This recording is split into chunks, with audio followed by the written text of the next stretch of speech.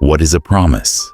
For many of us, it's a simple bond of words, a commitment whispered between friends, a vow shared between lovers, a pledge made to our children. But for some, a promise is something more. It's a covenant, forged not in ink, but in sacrifice. It's earned in the pre-dawn chill of a training field, sealed in the roaring belly of a cargo plane, and paid for over years, sometimes decades, of service to a nation. It is the bedrock upon which a life of duty is built. You serve, you sacrifice, and in return, you will be taken care of. Your country gives you its word. This is a story about one of those promises. A story about what happens when the institution that made the promise decides, with the cold stroke of a pen, to forget. And it's the story of the quiet warrior who refused to let that stand. Our story begins not on a battlefield of sand and rock, but in the meticulously ordered calm of a suburban home. This is the world of Colonel Evelyn Reed, United States Air Force retired. After 20 years of orchestrating logistics, moving mountains of material and legions of personnel across continents with the precision of a master watchmaker, Evie's life is now governed by a different kind of timetable. But the past 6 months have been anything but calm. Her daughter, Maya, a bright and sensitive 17-year-old, had navigated a senior year fraught with a sudden and terrifying health crisis. For months, Evie's world shrank to the size of a hospital room, her formidable planning skills repurposed to manage doctor's appointments, insurance paperwork, and late-night vigils. Every ounce of her focus, every fiber of her being, was dedicated to her daughter's recovery. Now, with Maya finally healthy, vibrant, and clutching an acceptance letter to her dream university, a sense of normalcy was slowly returning. The crisis had passed, but it had left its mark. In the fog of that personal war, other things, less urgent, less immediate, had been pushed aside. This evening was a celebration of victory on two fronts: Maya's health and her future. The acceptance letter was from a prestigious school, a place of legacy and learning, with a price tag to match. Maya's excitement was palpable, yet a flicker of worry about the cost shadowed her eyes. Evie, feeling the solid ground of a plan beneath her feet for the first time in months, offered a confident smile. She tapped a thick folder on the kitchen counter, its label stark and simple: GI Bill. "That's the deal, kiddo," Evie said, her voice carrying the quiet weight of rediscovered authority. "I gave them 20 years. They give you your future." A promise is a promise. For Evie, these weren't just words. They were the foundation of a worldview forged in service. In the military, a directive is a directive. A plan is a plan. A promise is a sacred, unbreakable bond. The GI Bill wasn't a handout. It was deferred payment for a debt of service. It was honor, codified.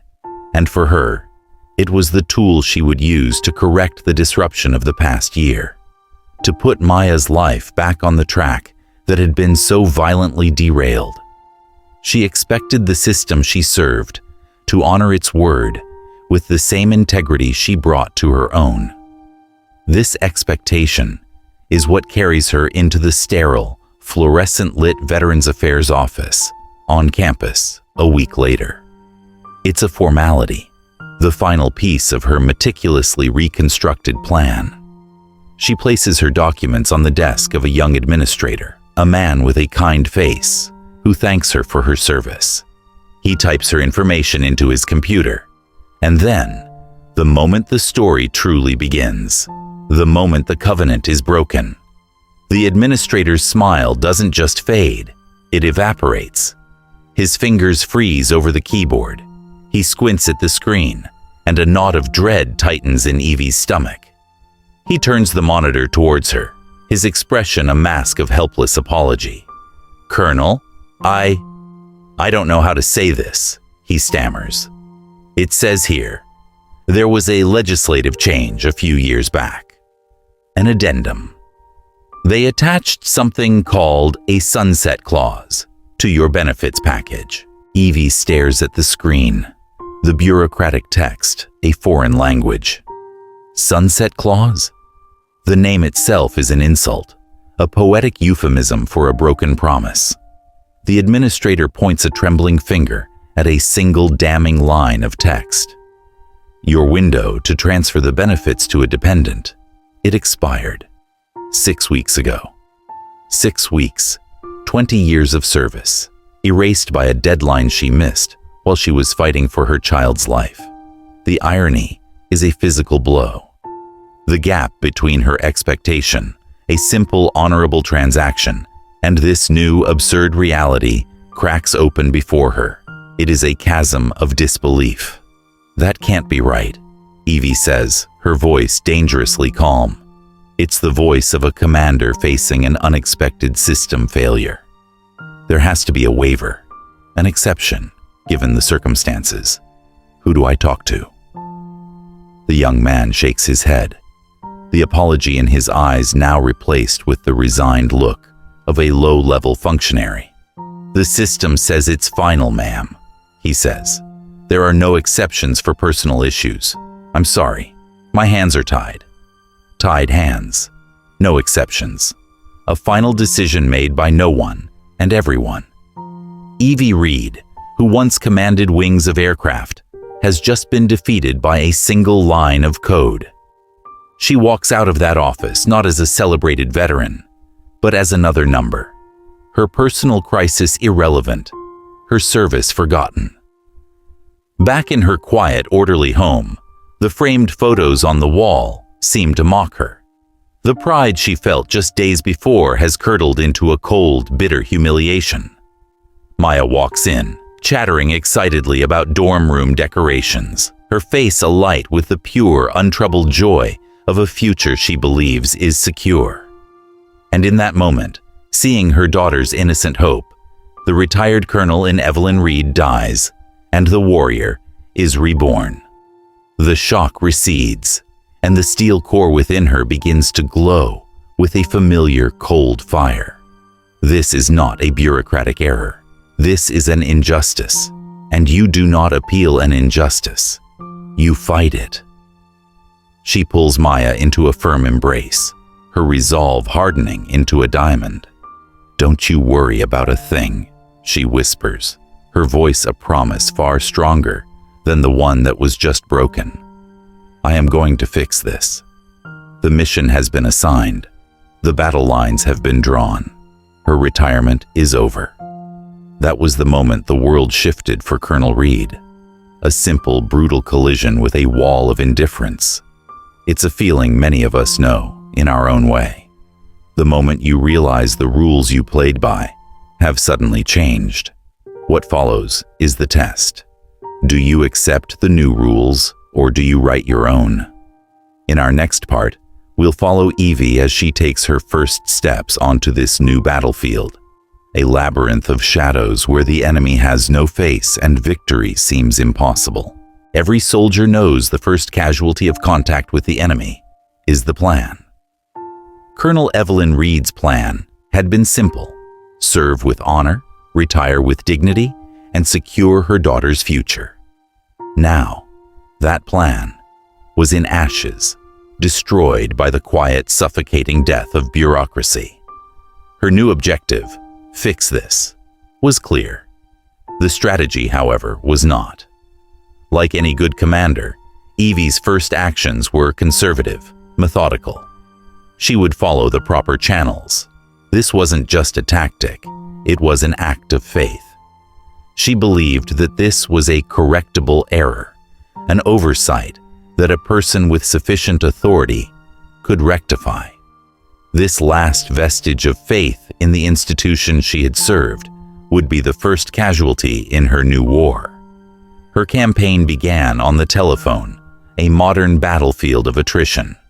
She was met with the impenetrable defense of automated menus and hold music. When she finally reached a human voice, She recounted her story with military precision, but her personal crisis, the month spent in a hospital, was dismissed as irrelevant. The responses were a masterclass in institutional deflection. The VA blamed the university. The university blamed the VA. It was a perfect closed loop of non-responsibility. Feeling the first sting of true isolation, she widened her reconnaissance. She drafted a concise, powerful letter to the largest veterans advocacy organization in the nation, explaining her situation and the clear injustice of a deadline missed while caring for a critically ill child. She expected, at the very least, a sympathetic ear from an organization built to help people just like her. The reply came a week later, a crisp corporate email. "Colonel Reed," it began, "while we sympathize with your situation, our current legislative priorities are focused on broader issues affecting a larger number of veterans. Your case, while unfortunate, is too specific for us to allocate resources to at this time. We wish you the best of luck." Too specific, too small. Another door slammed shut. The system she fought for, and the organizations designed to support it, had both deemed her sacrifice and her struggle to be statistically insignificant. This is where a lesser person would have surrendered. But Evie, now fueled by a cold anger, escalated her reconnaissance. She went online, digging into the dark corners of the internet, and she found it. A clunky, forgotten web forum called sunsetscammed.org. The last post was 8 months old. It was a digital ghost town. But as she scrolled, she found her story echoed in the voices of strangers. "They told me I was 2 months too late. 2 months. After 22 years in the Navy. My son had to drop out of trade school. He was going to be a welder." Driven by a new powerful clarity, she took command. She crafted a post, not of despair, but of action. "My name is Colonel Evelyn Reed, USAF, retired. I am in the same situation. The tactic of individual appeals has failed. A new strategy is required. If you are still monitoring this channel, respond." The first to answer was Master Sergeant Frank Kowalski, USMC, retired, a man whose profile picture was a bulldog in a Marine Corps cap. His messages were blunt. "Good luck, Colonel. Tried fighting this beast for a year." Evie replied, asking about his story. "It's my kid, Jake," Frank wrote back. "Good with his hands, wants to be a welder. Now he's stocking shelves. This feels just like what they did to my buddy's disability claim back in '09. They buried him in paperwork until he gave up. I won't let that happen to my son." His anger wasn't just frustration. It was rooted in a past injustice, a promise broken to a brother in arms. It was personal. The second reply came from ESCOM. Sarah, a sharp, cynical Army communications specialist in her late 20s. Her take was different. "It's a feature, not a bug, Colonel. They want us to give up. It's cheaper." Her cynicism, Evie would learn, was also earned. A training accident had left her with a complex joint injury. The Army had promised her cutting-edge care. Instead, she got a bureaucratic runaround at a VA hospital that seemed a decade behind the times. The system hadn't just failed her future, it had failed her physical health. A colonel of strategy, a master sergeant of logistics with a long memory, a specialist of communications with a deep distrust of the system. The core of a unit was forming. It was Frank who suggested their next move. "We need a bigger gun. We go political." Their target was Congressman Davies. He sat on the House Armed Services Committee. His district was near a major military base, and his office website was a gallery of photos of him with smiling soldiers. He was the perfect target. They secured a spot at a televised town hall meeting. Evie, as the highest-ranking officer, was the designated spokesperson. She stood before the cameras, flanked by Frank, and presented her case with the unwavering clarity of a mission briefing. Congressman Davies listened with a performance of profound empathy. He walked over to her, put a hand on her shoulder, and looked directly into the camera. "This is an outrage," he thundered. "Colonel Reed, you served this country with distinction. I give you my word. I will fight this. We will make this right." The room erupted in applause. The local news anchors nodded gravely. Driving home, Evie felt a sensation she hadn't experienced in months. Hope. It felt like a breakthrough, a turning point. They had found their champion. They had followed the rules. They had elevated their grievance. And the system, through this man, had finally responded. It seemed for a moment that the war might soon be over. The labyrinth, it appeared, finally had an exit. Hope can be a powerful fuel, but it can also be a blinding light. Evie and her small team believed they had found an ally in the halls of power. But the corridors of Washington are filled with echoes, and a politician's promise can often be the most fleeting sound of all.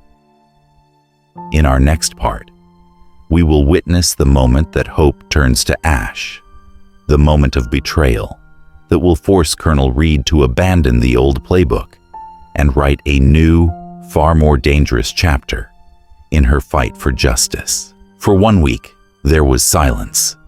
In the world of politics, a week can be an eternity, or the blink of an eye. For Colonel Reed and her small unit, it was a tense limbo. They exchanged hopeful emails. They rewatched the clip from the town hall, analyzing the firm set of Congressman Davies' jaw. They allowed themselves to believe. Frank, the gruff master sergeant, was uncharacteristically optimistic. "He looked him dead in the eye on TV," he typed. "He can't back down now." The response, when it came, was not a phone call. It arrived, as so many modern betrayals do, on a social media feed. Sarah sent the link to the group with a single bitter word. "Told you." Evie clicked. The page belonged to Congressman Davies. There, at the top of his feed, was a professionally shot photograph. It showed the congressman, his face a mask of solemn concern, standing beside her. His hand was placed respectfully on her shoulder. The caption beneath was a masterpiece of political non-commitment. "An honor and a privilege to meet with Colonel Evelyn Reed this week. Hearing the stories of heroes like her reminds us all of the sacred duty we have to our veterans. We must always listen. We must always support our vets." That was it. No mention of the sunset clause, no promise of action. Her story, her pain, her daughter's future, all of it had been harvested, processed, and packaged into a sterile piece of public relations content. She wasn't a constituent to be served, she was a prop. The humiliation was a physical blow, worse than the initial denial. That had been the cold failure of a machine. This was the warm, smiling, deliberate betrayal of a man who had looked her in the eye and lied. The fallout was immediate. Frank was incandescent with rage. "Protest! We go to his office. We get the news vans," he wrote, his words a digital shout. Sarah simply withdrew. "It's over," she wrote. "See? This is what they do. They promise you the best medical tech when you get hurt. Then they send you to a VA that still uses Windows 98. It's always a photo op, never a solution. I'm out." Her cynicism was not an attitude. It was a scar from a specific personal betrayal. She was done. This was the tipping point. The path of unfocused rage, or the path of quiet despair. Both led to defeat. The system was designed to handle both. What have you done when you've felt that kind of powerlessness? That sense of being used and discarded by a system you once trusted? It's a moment that tests the very core of who you are. We'd be honored if you would share your thoughts in the comments below. Your story of resilience has power. For Evie, the turning point came in the one place that was still completely hers, the garage. On a shelf sat her old military footlocker. She unlatched the rusty clasps. The lid creaked open, releasing a ghost of a smell, canvas, polish, and the dry, electric scent of desert air. Inside lay her past, a neatly folded dress uniform, and beneath it, her old mission planning kit. She pulled out a laminated map of some forgotten province, still marked with the grease pencil lines of an operation from a decade ago. She saw her old strategy manuals, their pages filled with the cold, beautiful logic of military doctrine. Assess the threat, define the objective, secure the high ground, control the narrative.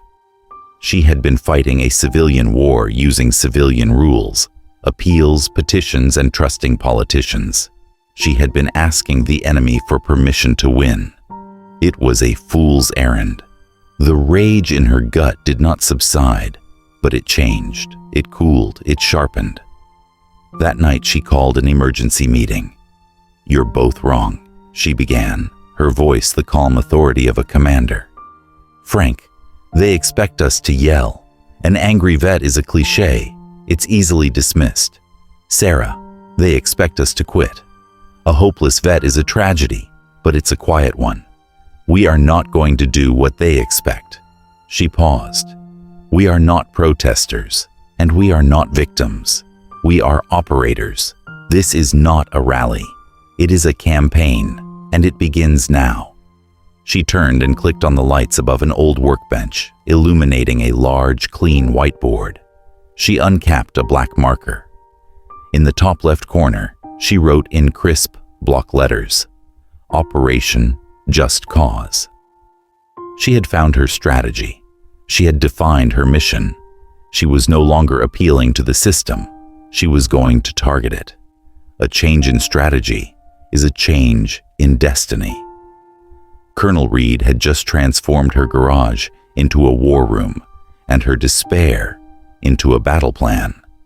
She was about to show a complacent politician and an indifferent bureaucracy what happens when you awaken a sleeping giant, armed not with rage, but with 2 decades of Air Force strategic planning. Our next part will detail the execution of Operation Just Cause and the surprising counterattack that threatened to tear it all apart. Stay with us. There is a unique and powerful beauty in competence. In Colonel Evelyn Reed's garage, under the stark glare of a single bare bulb, this competence was forged into a weapon. The whiteboard, once meant for household lists, now became a battle map. Operation Just Cause was underway. This was not a war of anger. It was a war of information. It was not a protest. It was a precision strike. Evie, standing before her small team on a video call, was a commanding officer, and her team was now a special operations unit. "The objective is not to punish Congressman Davies," she stated. "The objective is to make his political survival dependent on him championing our cause. We will not give him an enemy to fight. We will give him a parade to lead, and we will make sure the only direction it marches is ours." Her strategy was a textbook example of asymmetric warfare. She assigned roles based on skill. Frank, the logistics master sergeant, was tasked with identifying key media markets and veteran-heavy zip codes in the districts of every member of the Armed Services Committee. Sarah, the comms specialist, was to build the digital equivalent of a stealth bomber.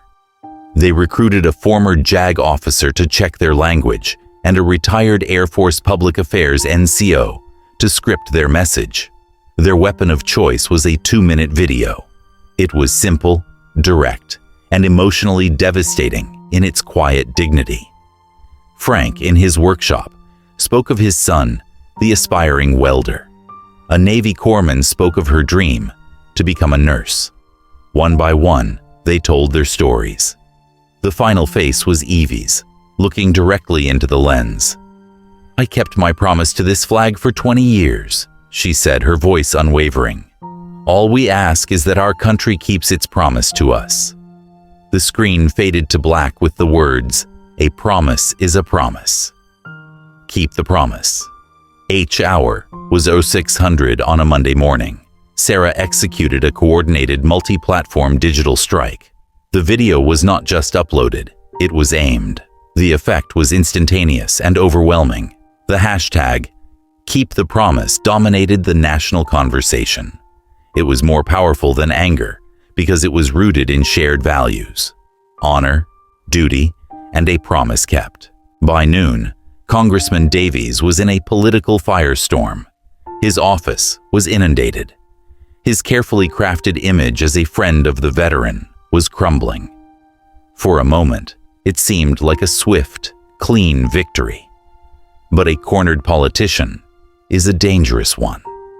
The system, Evie was about to learn, pushes back. The counterattack began subtly. An anonymous veterans advocacy blog, one nobody had heard of, published a post titled "The Full Story on Colonel Reed." It contained a selectively leaked document from her service record, a disciplinary action she had taken against a subordinate years ago. The details were twisted, the context erased, painting Evie not as a commander making a tough call, but as a ruthless hypocrite. The narrative was clear. The leader of this movement was flawed, her cause suspect. Simultaneously, Frank received a private call from a concerned staffer in Davies' office. The offer was smooth as poison. "Look, Master Sergeant, the congressman sees the merit in your son's specific case. He can't help everyone, but he thinks he can get an individual waiver pushed through for your boy. Quietly. All he asks is that you step away from this campaign and let things cool down." This was the real counteroffensive, not a public rebuttal, but a covert operation designed to discredit the leader and divide the unit. It almost worked. Frank called Evie, his voice torn. "Evie, they're offering to fix it for Jake, for my son. What am I supposed to do?" Sarah saw the blog post and her cynicism flared. "See, this is the mud. This is what they do. We can't win this." This was Evie's true crisis of leadership. Her team was fracturing. Her own reputation was under attack. She had a choice: advise Frank to take the deal for his son, or hold the line and risk losing everything. Her voice, when she spoke to Frank, was calm and firm. "Frank, what did they teach us in the Corps?" she asked. "Semper fidelis, always faithful. Who are you being faithful to if you take that deal?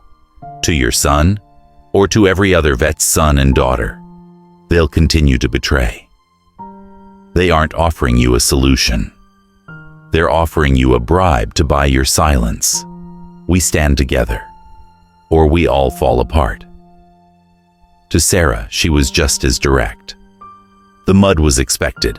It's a tactic to distract from the mission. We will not be distracted. We will hold our position and maintain message discipline. Evie went online and responded to the blog post herself. She didn't argue or defend. She simply posted a single sentence.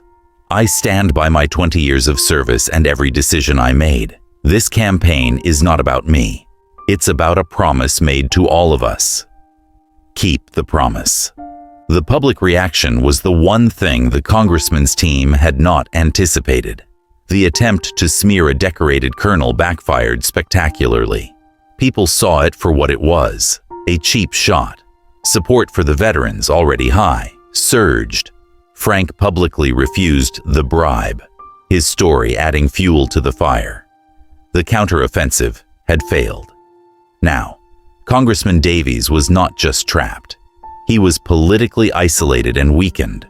His dirty tricks had been exposed. At 3 p.m. that afternoon, a defeated politician stood before the cameras. He announced the Keeping the Promise Act. This time, everyone knew He had been forced into it, not just by a viral video, but by the integrity of the veterans he had tried to break. In her garage, Evie drew a firm line through the words, "Operation Just Cause, objective secured, mission accomplished. The war and the peace that followed were truly earned." Victory on the battlefield is one thing, peace is another. Evie had won the war, but the fight had changed her. It had taken her from the quiet aimlessness of retirement and given her something she didn't even know she had lost: a purpose. In our final part, we'll explore what happens after the cameras turn off and how a promise kept to her daughter opened the door to a new, unexpected mission for a warrior who had finally found her way home. What is the true measure of victory? It is not the defeat of the enemy, but the nature of the peace that follows. Weeks after the congressman's reluctant press conference, a thick envelope arrived at Colonel Reed's home. It was from the university. Inside, among the formal jargon, was the one sentence that mattered.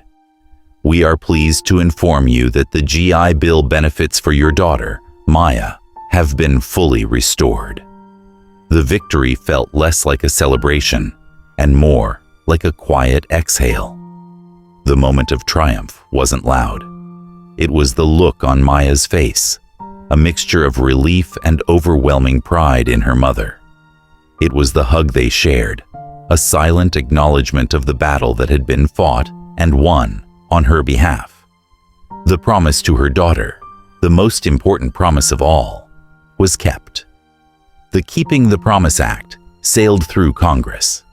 The Sunset Scammed Forum, once a digital ghost town, was now a thriving community, a monument not to grievances, but to victory. This is where the story could have ended. But the story of Evelyn Reed was never just about a broken promise. It was about what a warrior does when the war is over. And in this victory, Evie learned a profound lesson. She learned that the skills forged in service are not disposable. The ability to strategize, to lead, to see a path through chaos. These are not things you hang up with the uniform. She had been trying to fight the civilian world with civilian rules, but she won only when she brought her true self, the commander, to the fight. She also learned the crucial difference between noise and influence. Their victory came not from the volume of their anger, but from the power of their dignity. Strategy, they proved, will always win over undirected outrage. Most importantly, Evie discovered that her purpose had not ended with her retirement. It had simply been waiting for a new mission. She thought her life of service was over, but she had merely been transferred to a new theater of operations, one fought not with planes, but with emails, videos, and the relentless pursuit of justice. This brings us to the final scene of her story. Evie is at her desk. She has an email open, one she is rereading before she sends it. It's a thank you note to the National Veterans Advocacy Organization that had rejected her plea for help months ago. "I'm writing to inform you," she typed, "that the Sunset Clause issue has been resolved through the passage of the Keeping the Promise Act. Thank you for your time." It was polite. It was professional. It was final. Before she can click send, a new email appears in her inbox. The sender is the executive director of that same organization. The subject line is simple and direct. "Colonel Reed, we were wrong." She clicks it open. "Colonel Reed, your email beat me to it. We have been monitoring your Operation Just Cause with great admiration. Your strategy accomplished in a matter of weeks what our lobbyists have been discussing for years. You were right to contact us, and we were wrong to dismiss your case as too specific. Your victory proves that our approach needs to change. We have other fights. Battles over inadequate healthcare, over employment discrimination, over the silent wounds so many carry home. These are complex problems that require more than just loud voices. They require leaders. They require strategists. We would be honored if you would consider meeting with us to discuss leading one of those fights. Evie reads the email once, twice. She leans back in her chair, the soft glow of the monitor reflecting in her eyes. It isn't a lucky break. It isn't a gift from the heavens. It is a direct result of her actions. It is a promotion earned on a new battlefield. She looks around her quiet, orderly home. It is peaceful. It is safe. But she realizes now that she is not built for peace. She is built to create peace for others. Her unconscious desire, the need for a new mission, has now been made conscious. It is a formal request, a call to a new kind of service. A small, determined smile touches her lips.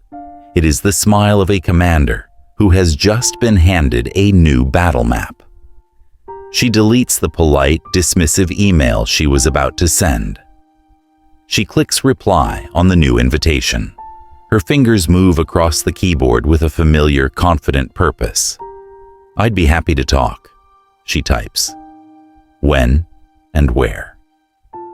Colonel Evelyn Reed found her new mission.